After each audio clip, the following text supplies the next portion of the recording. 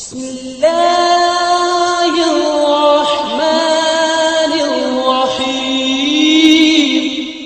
ایک امام تھے، امام عاصم، مسجد نبوی میں بچوں کو قرآن سکھاتے تھے۔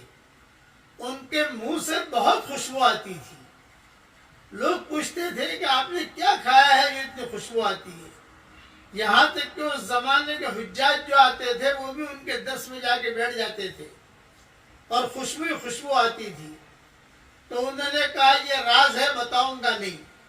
لیکن لوگوں نے پوچھا تو انہوں نے کہا میں نے رسول اللہ صلی اللہ علیہ وسلم کو خواب میں دیکھا کہ اے عاصم، تو چھوٹے بچوں کو قرآن سکھاتا ہے، لا تیرے ہونٹ لا میں اسے چوموں۔ چنانچہ حضور صلی اللہ علیہ وسلم نے بوسہ دیا اور چوما۔ وہ اس کی برکت تھی کہ ان کے مرتے دم تک ان کے منہ سے خوشبو کبھی ختم نہیں ہوئی۔ قبر میں جب رکھا گیا تو بھی ان کے منہ سے خوشبو آ رہی تھی۔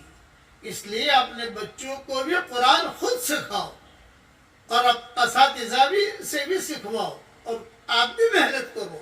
قرآن بہت بڑی دولت ہے۔ اللہ تعالی ہم سب کو اس کے دسترخوان سے فائدہ اٹھانے کی توفیق عطا فرمائے، آمین۔